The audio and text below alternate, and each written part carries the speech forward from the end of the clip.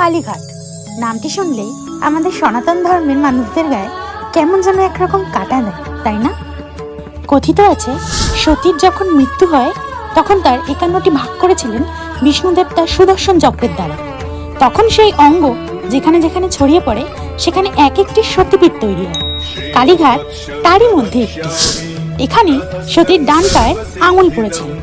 বলা হয় 1806 থেকে 1809 সালের মধ্যে বরিশার জমিদার শ্রাবণ্য চৌধুরীর পরিবার এই মন্দিরটি নির্মাণ করে।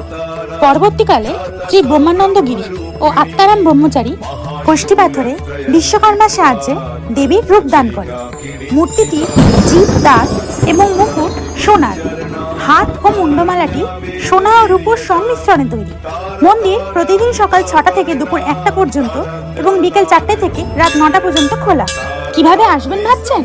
কলকাতার কালীঘাট মেট্রো স্টেশন থেকে হাঁটা পথে 10 মিনিট, বা হাওড়া থেকে রাসবিহারী বা বালিগঞ্জগামী যে কোনো বাসে কালীঘাট স্টপেজে বললেই পৌঁছে দেবে মায়ের মন্দির। তো যারা এখনো আসোনি তারা আসছো তো?